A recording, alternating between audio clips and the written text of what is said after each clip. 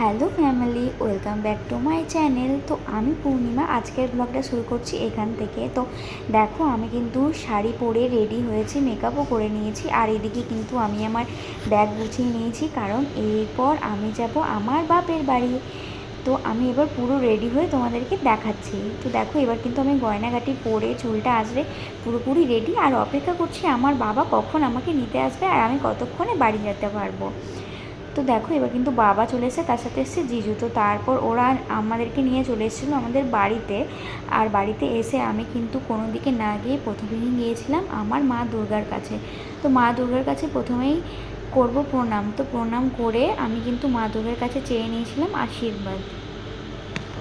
তো তারপর প্রণাম সেরে চলে এসেছিলাম বাড়ির ভেতরে। আর এখানে এসে আমরা ওই কথাটাই বলছিলাম যে আমাদের এত শরীরটা খারাপ হয়েছে যে কিছু বলার নেই। আমরা কোনো খাবারই ঠিকমতো খেতে পারছিলাম না, মানে আমাদের মধ্যে অনেক ধকল গেছে। আসলে আমরা ঠিক করে বিয়েবাড়ির খাবার খাইনি, তাও কিন্তু আমাদের অনেক পেটের প্রবলেম দেখা দিচ্ছিলো। আমরা এই সামান্য মিষ্টিটুকুও খেতে পারছিলাম না, কিন্তু যাই হোক, মিষ্টি এনেছি তাই একটু মিষ্টি মুখ করতে হবে। তো প্রথমে বাবা মিষ্টিটা খেয়ে বলছে মিষ্টিটা তো খুবই ভালো।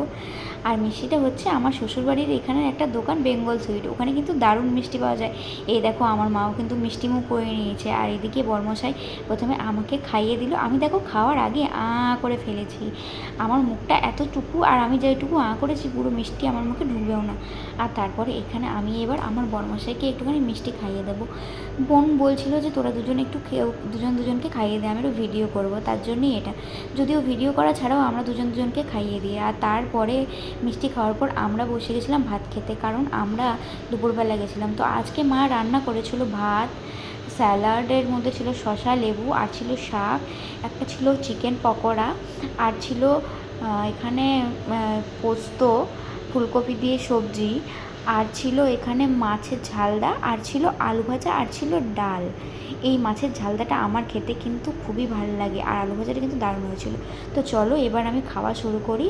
আর এখানে ছিল প্লাস্টিক চাটনি, মানে পেঁপে দিয়ে। তো ভিডিও ভালো লাগলে অবশ্যই লাইক করে দিও। আজকের মতো টাটা।